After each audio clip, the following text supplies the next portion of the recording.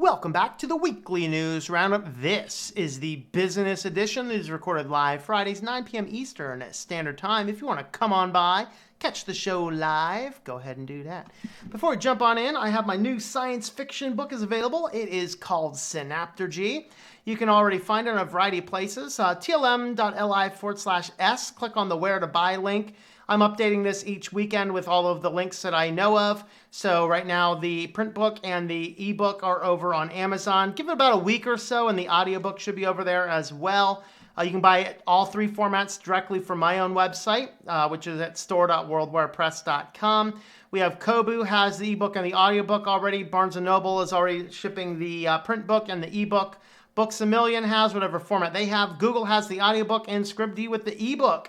So you can click on that and I'll update this sometime this weekend as well. You can head on over to the site. You can actually listen to the first part of the first chapter there and see if it grabs you, or you can actually read chapter 1. If you'd like a coupon code when I send out the next newsletter, go ahead and sign up on the newsletter button over there. So let's go ahead and jump on into the news. We have a couple of updates and things. So first thing we want to mention here is all of these lockdowns are occurring and people are like stuck inside and, in all honesty, a few unfortunate deaths are occurring among the older population. Younger people in droves are turning to mental illness apps, committing suicide and all sorts of other problems like that. And it's a huge, huge problem. This is why we need to open things up and get back into society. For the average person, no problem with that. If you're over 65 and have comorbidities, yes, you need a lot more caution. But mental health applications are, now they've pinned theirs as they draw a wave of new users as experts call for more oversight. Yeah, we need some more oversight. But there's something telling that so many people are now turning to these applications to try and do something about the insanity in their head. In fact, the number of suicides has surpassed the number of COVID deaths, which is very tragic. We're in a bad situation, but I am agreeing that the cure seems to be worse than the illness in many cases. That's my personal opinion, but I'm kind of responding to the data that I'm seeing. It's not a good case all around. But the mental health apps are drawing a lot of people. All right, so Quibi advertisers look to defer payments following a disappointing launch. They're blaming the COVID lockdowns despite every single other streaming service has skyrocketed in use. Their numbers are up, their streaming is up, their revenue is up, everything else is up. That's kind of what we're seeing. Quibi's like, it's the pandemic, it's caused the problem. No, maybe it's that people don't want to pay $4.99 to watch little quick Quibis, Maybe that's the case. Maybe this is just a really bad idea, okay, in all honesty. So they're blaming other things. They should be looking at themselves and saying, maybe people just don't want to watch them. What are they, like up to 5 minutes, up to 10-minute little clips, and you're paying $4.99 subscription. And with the fact that there is now hundreds and hundreds of subscription services out there, it's like, okay, if I want to watch anything if I want to watch anything of this favorite thing, I have to have Disney. This one, I have to have Netflix. This one, I have to have Hulu. This one, I have to have Amazon Prime. This one, I have to have some other streaming service I don't even know the name of right now. And you get down to the point where you're like, the whole point of streaming services was to save money on cable. Now I'm paying twice as much on cable because and now I'm managing 80 passwords with all of these. That was called hyperbole. With all of these different accounts, and now all of these different companies are getting all these different data and all these different logins. I'd rather just go back to the cable. Of course, there's nothing left on cable. Everything's gone to the streaming services. So maybe people just did not want to pay $4.99 for cutesy little 10-minute Quibis.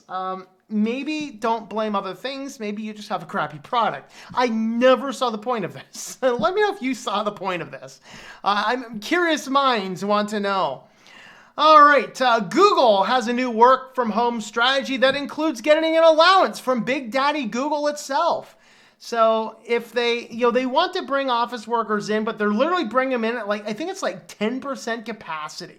So starting back in on July 6th with 10% capacity. So basically, people are coming in. Apparently, I'm running around a lot because my watch just told me I crossed my step goal. There you go. But anyway,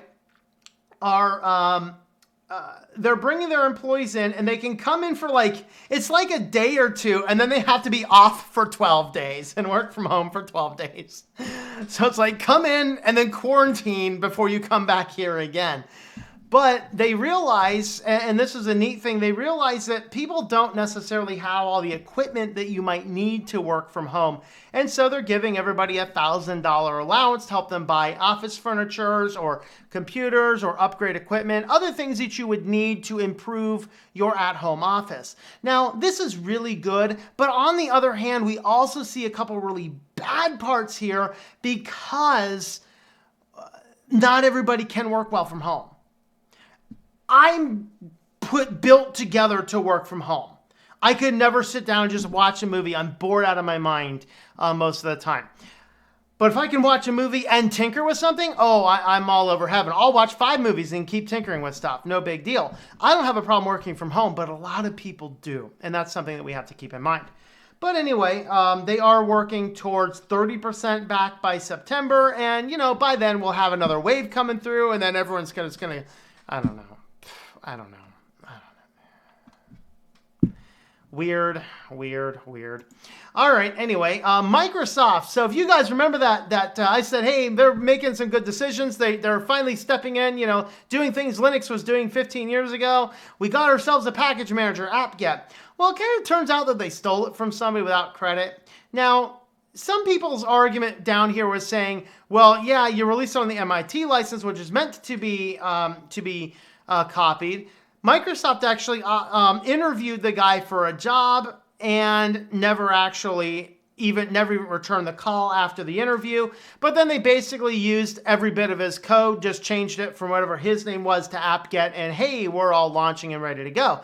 And the guy's not saying, I want money. He's not saying, I want to sue them. But he is saying, hey, a little bit of credit for my work is a valid thing to do. And so for the people that wonder, did Microsoft really just change their mind? Microsoft is all about open source now. Guys, Microsoft is still engaging in embrace, extend, extinguish. Okay, I got news for you. Even back when that was their de facto model, okay, when that was their de facto model, it didn't happen overnight. We have shifted from a long-term, long-thinking culture to this instant gratification microwave culture where we think, Microsoft bought GitHub and so therefore it's going to turn to crap tomorrow. No, GitHub is probably going to be good for a number of years, and then they're going to slowly whittle away and slowly whittle away and slowly whittle away until it's nothing but a Microsoft thing. Okay, that's how it works. And this is the evidence that no, they haven't really changed their mind. They just took somebody's code without credit and released it as their own, baked it into their operating system. Embrace, extend, extinguish, all the same. And the guy that created the system, which is called apt-get, is the system. Win-get was theirs. So his apt-get, he said, no, he's done with it. He's closing the whole project down because of that. So that's kind of what Microsoft's philosophy is. Definitely an interesting thing. Maybe the guy's a little bit of a whiner. I don't know. But at the same time, some people have commented in the comments, this is just Microsoft. Some people are saying, well, come on, you released under the MIT license, therefore that's what you're supposed to do. And in truth, that's, the MIT license is made to forward progress. But as this first commented said, are they legally required to say anything? No. But give credit where credit is due. They could have at least said, hey, we saw this amazing thing. We interviewed the guy. He wasn't necessarily a good fit for the company, but he did some awesome stuff online. We used his code for ours. That would have been an appropriate thing to do, and Microsoft wouldn't have lost anything doing it. So definitely an interesting idea. And now on to the last one. Google is now going to use page experience into search rankings. The entire idea of Google having a page experience is this black voodoo magic of insanity. Like, I was managing Google ad accounts for somebody, and we're looking at all this, like, Google's like, the page experience is low. Yeah, you're looking at, okay, what could cause the page experience to be low? Let's see. There's the exact amount of content you have. The page loads very quickly. Everything is optimized. Everything is laid out in easy to use format. People don't have problems with it. Our customers like the way the page is there. Why is this page experience low? I bet that the page experience is because our ad revenue that we are feeding into it is significantly less than Google wanted us to. In other words, pay to play. Dump a bunch of cash in here and this is going. But what is page experience? Well, they're kind of saying it's how does a user feel on the page? Of course, they're not asking any users. So I'm getting ready to launch my revamped Christian website, which should be up in another couple weeks or so. But I'm like, well, let's go ahead and run it through the page, the page analyzers and things like GT metrics, which honestly, when I hear somebody's like, we put our page through GT metrics, let's get this thing up to an A. I'm like, no, you can't. Okay, you can't. Let me explain to you why. So you look at these page things, and it's just like, it's insane. Even if you're using Google's, it'll be like, this is a bad page experience. Why? Well, all these codes here, every one of them is a Google service. It's like, I'm linking a YouTube video. YouTube immediately takes your page rankings from like an A down to a D. Like this, you have this big, massive, unoptimized script that's loading on page load. Well, Google, you're going to have to do something about it because I'm simply putting a shared link in there according to your recommendations. Now, there are ways that you can defer the page loading, but in many cases, the page analyzers can't see that. So I've actually put those things in there, but my metrics on my new page all still say there's no deferring of any of the parsing. Every bit of it is deferred. Every bit of it. Every bit of it is done exactly the way. I haven't used an extra, more advanced thing to load the whole page and then load the YouTube videos. The page speed analyzers still don't pick up that I'm doing that, but the user experience is amazing. Really good system that I'm using on the new site. But this is just giant voodoo that's pay to play with Google, which brings me down to another reason to stop using Google search engine. All you see lately on Google search engine, you get in there, all you see, like, I don't even know how and why people use it. I can't even use it anymore. And the occasional time I go in there and do a search, you get inundated with a bunch of product ads, a whole bunch of other crap that's not related to anything you're doing, one or two little line items down here that might actually be the first thing, but you can't really see them amongst all of the other moving parts. And everything that's at the top is who's paid to get there. So basically, if you want to be high ranking on Google search engine, just start paying a lot of money in. That's all there is to it. Just pay the money in and you'll be good to go.